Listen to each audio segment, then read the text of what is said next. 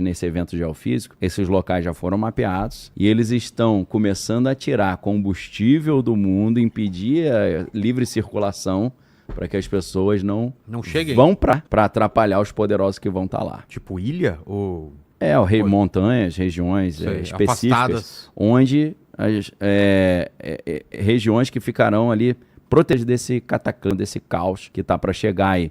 Que, repito aí, Louis Elizondo, que já foi um cara lá do Pentágono, já falou sobre isso. O jornalista Ross Coulthard já falou também. Robert Bigelow, que é esse bilionário, já falou. E o Elon Musk também está sempre falando sobre isso, sobre a nova era do gelo, que vai esfriar muito, que houve 6 eventos de extinção, então está vindo o 7º. Então eles estão sabendo eu não vou dizer eles estão sabendo de alguma coisa. Eu acabei de dizer para vocês o que eles estão sabendo. Eu disse até o nome dos livros. Quem quiser faz o deverzinho de ir lá e pesquisa. Pois é. O que você acha disso, Rony? Diz aí, que eu quero ouvir mais. Os bilionários todos, né? O Zuckerberg, Bezos, todos esses caras das Big Techs, eles estão construindo bunkers, seja na Nova Zelândia, seja no Havaí, tem locais específicos que eles têm construído esses bunkers.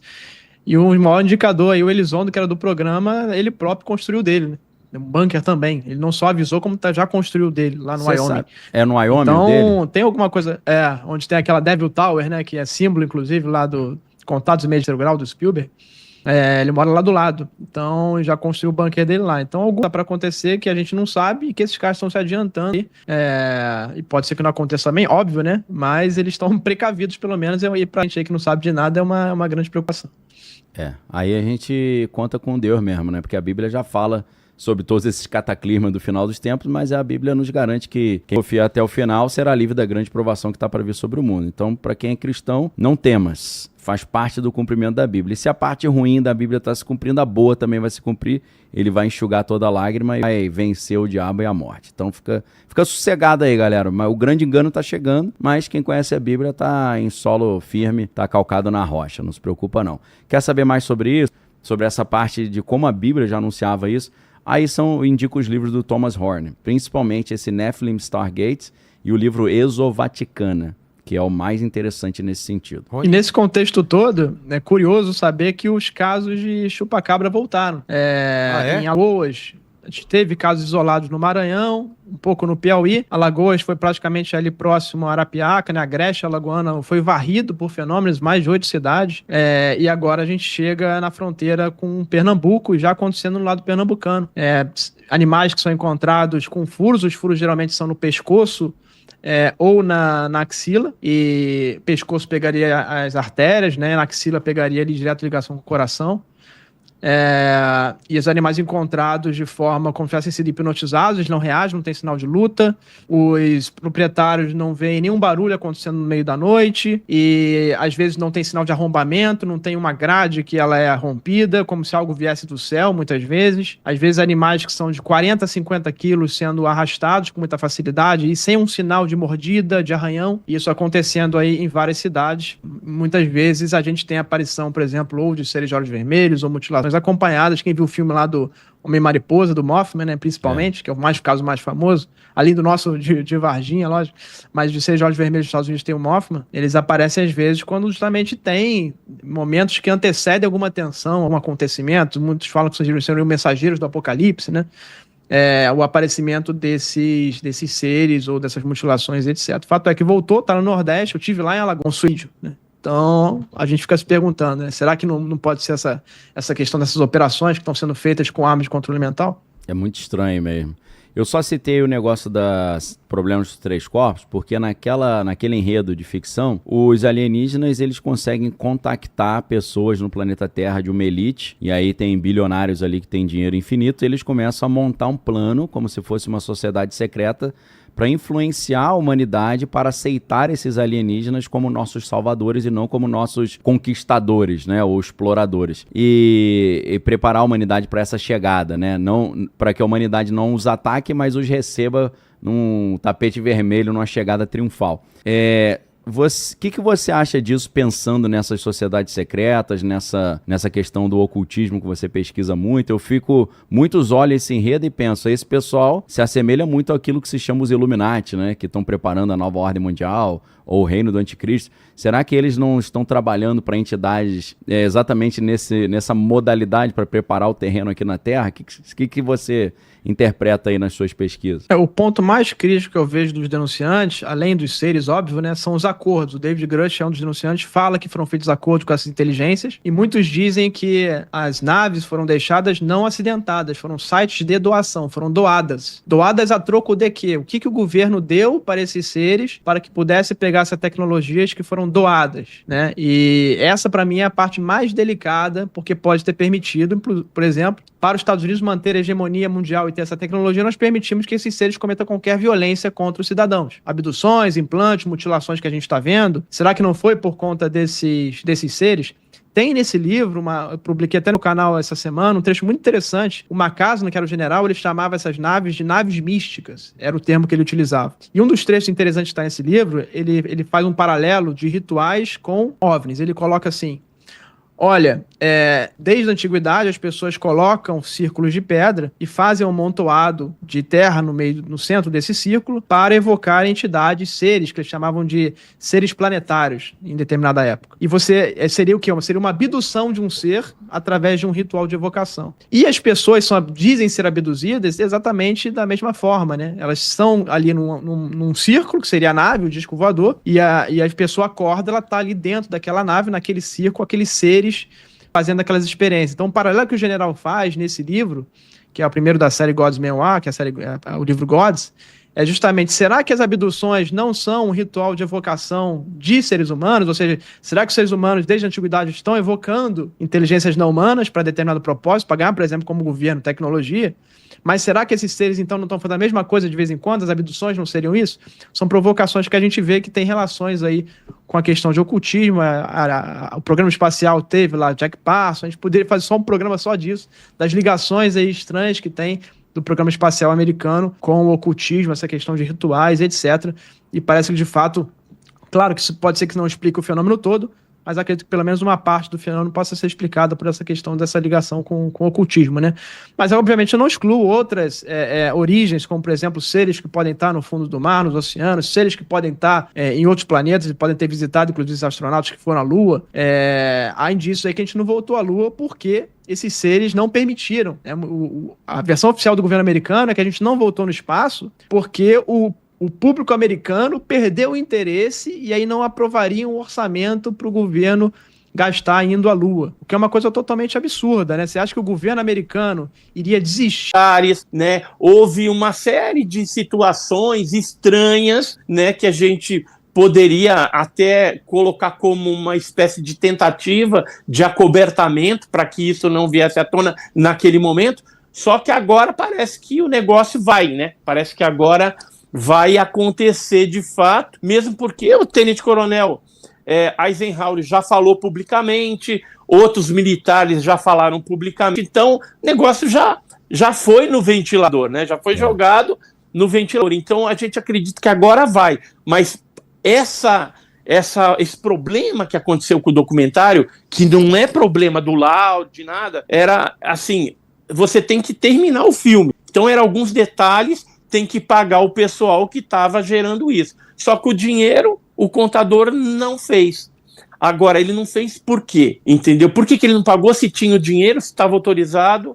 Será que teve, de repente, a influência de algum outro motivo externo para bloquear naquele momento, para que isso não viesse à tona? E tá agora, isso aí. entendeu? Tá estranho, a gente achou também. Porque primeiro sumiram as entrevistas que nós fizemos. Eu tive que gravar em Cláudio 3 vezes, entendeu? E teve militares que gravaram depois novamente, mas teve militares que não aceitaram gravar de novo. Perdeu a fita. E por que só perdeu as fitas de militares, né, os depoimentos de militares e o meu? Isso é uma incógnita, a gente não consegue responder essa pergunta, né? A gente sabe que os militares, esse caso do Cláudio, ele foi acobertado, tem um envolvimento da aeronáutica, como eu falei, e tem um envolvimento de americanos lá também, como aconteceu em vários casos brasileiros, por conta daquele acordo nessas questões de OVNIs que existe entre o Brasil e os Estados Unidos. Ô Edson. Eu vou colocar um comentário aqui. Oi. Pode falar. As coincidências, né? Começa com o Edson falando assim. Eu acredito, por mais absurdo que seja essa hipótese, que o próprio fenômeno ele pode estar controlando a sua própria revelação. Agora, por quê? Porque olha só a quantidade de coisas que aconteceram, filmagens perdidas. E aí então, isso sendo revelado finalmente agora. E esse ano é o ano em que... Por que o comandante Eisenhower está falando isso? Porque ele está se aposentando nesse ano, né? E ele está se aposentando justo no ano e o presidente Trump está vindo com a revelação de todos esses fenômenos. E o cara se chama Eisenhower, e não é à toa, ele é neto de alemão. Então não é só uma homenagem, claro, ao Eisenhower, mas sim questão da cultura alemã. E Eisenhower é justamente o presidente norte-americano dos Estados Unidos, norte-americano, que teria tido contato com os seres desceram, os seres saíram da nave, inclusive teriam indumentárias parecidas com egípcios, etc. Desceram, falaram, cumprimentaram e fizeram um acordo, né, que seria esse acordão que eu estou falando, talvez por tecnologia. E é justamente Eisenhower. O fenômeno poderia ter aparecido em qualquer cidade, o fenômeno poderia ter aparecido em Varginha de Novo, ou qualquer outra cidade de Minas. 99% dos comandantes que participaram dessa operação certamente teriam a boca fechada, não falariam nesse assunto, como a maioria dos militares, né, por questões de medo de suas carreiras. Inclusive, dá um parabéns ao comandante Eisenhower, a coragem que ele está tendo perante o seu próprio chefe, inclusive. Então, resolve aparecer justamente em cloud, justamente para um comandante chamado Eisenhower, e justamente que vai se aposentar no ano que o Trump está fazendo a revelação. Para mim, então, a probabilidade disso ser coincidência só é uma sucessão eu não diria que é coincidência, mas é uma sincronicidade tremenda, né, de fatos, de informações, e eu acredito que a gente... Tipo assim, ele vê o padrasto matando o pai, ele sofre um trauma e ele fica sem falar, sem reagir, e aí a música... Tipo Hamlet? O Hamlet, só que o Hamlet não ficou bloqueadão, né? Ele só ficou conspirando ali, ser ou não ser. A gente não sabe, de matar repente, ou não matar. Tudo aquilo aconteceu dentro da cabeça dele. Pode ser também, cara, pode ser. Isso aí é top pra caramba, né? Hoje as pessoas, como aqui é ligando os pontos, né? Eu tô costurando 4 fios diferentes aqui, mas eu lembro onde é que eu comecei, então vamos pessoal? lá, eu te ajudo também. Pô, mas eu na minha adolescência assisti a versão do Hamlet dirigido pelo Kenneth Branagh. E ele faz o papel do Hamlet. Cara, eu fiquei apaixonado por ali. É muito bom. Eu olhei e, poxa, é tudo rimado, né? Tem a métrica. Porque você imagina Hamlet, uma peça de teatro, você acha que é um diálogo ali solto. Mas não, tudo são rimas, né? Do mais alto nível. Eu falei, meu irmão, eu quero ser assim, meu irmão. Não que eu queira falar igual o Hamlet fala, mas eu fiquei apaixonado pelo conhecimento, né? Falei, meu irmão, eu quero ter essa capacidade. Aí fiquei viciado em Shakespeare, né? Comprei tudo Shakespeare, fiquei lendo tudo. É absurdo. Você assistiu agora o Hamnet? Não, cara. Cara, você tem que acredita que eu não assisti? Tem que assistir. Minha filha assistiu lá. A galera lá em casa tava assistindo todos do Oscar, né? Mais centrado na família, filho, na mulher. É como se fosse antes da história? É. Antes, né? Que era o rei da Dinamarca, né, e tal. Ele tem uma outra profissão e aos poucos ele vai se tornando o Hamlet, né, o cara. Entendi. E o pai dele era Hamlet também, que era o rei, né? Aí o tio Cláudio que teria matado o pai pra ficar com a mãe, que é a Gertrudes, né? E aí o fantasma do pai que Exato, fantasma pede vingança. Fala, pô, seu time me matou, não vai fazer nada. Aí tem aquele negócio do Horácio, né? Há mais coisa entre o céu e a terra do que julga a nossa filosofia, né? Sem falar que o Shakespeare ele se amarrava num ocultismozinho, assim, numa história de terror, né? A história do Macbeth é bruxa, é bruxaria, é bem heavy metal. Eu achei imagem aqui, Daniel, mas tá embaixo a resolução. Tá embaixo? Mas se não achar, coloca essa aí mesmo, mas eu vou tentar achar uma melhor aqui. Rapaz, eu tenho isso no meu celular também, mas pra achar aí... não. Eu posso procurar na internet ali. Não, eu procurei aqui, eu achei Procurou? isso, que os caras falaram que tá embaixo, tá muito aqui. ruim? Não dá pra enxergar as figurinhas? Não dá pra ver justamente aonde tem as seringas, não dá pra identificar que é uma seringa. Não, tranquilo. Fiz uma pesquisinha rápida aqui. Tá. Mas também rápido assim é difícil tu pegar, né? Não, relaxa. Eles eu tenho isso aqui no meu celular, mas tem alta ali, bonitinho. Mas se você quiser, você bota a capa ali que a gente dá um zoom e eu mostro as coisas. Então, por que eu tô falando isso? Ou faz o seguinte, pega essa embaixo, coloca do lado da em alta e aí só pra gente pra saber ter a quais noção. são os meses. Porque tá bem divididinho, ó. Não, essa aí tem aplicativo, esses aplicativos de edição de imagem, tu dá um clique ali, melhorar a resolução, ele melhora também. Não, cara, quando você abre no Instagram fica perfeita a imagem. Tá então. ruim lá, quando você abre no Instagram tá boa, é só baixar de lá. Dá pra dar um print dessa do Instagram não, tá zoada. Mas dá pra usar. Tá? Eu só tô falando do Shakespeare para incentivar a galera a se informar e ler coisa de qualidade, né? Porque é sensacional. E aí, para encerrar essa parte do Shakespeare, você vê que o que acontece ali? Tem uma semelhança muito interessante entre Shakespeare e o Édipo. Porque o Édipo, ele mata o pai e casa com a mãe, né? No caso do Hamlet, o tio mata a mãe, só que ele ama a mãe também, ele não aceita o tio ficar com a mãe. Verdade. Tem um pouquinho lá de... Aí tinha um especialista em Shakespeare, né? Que era o grande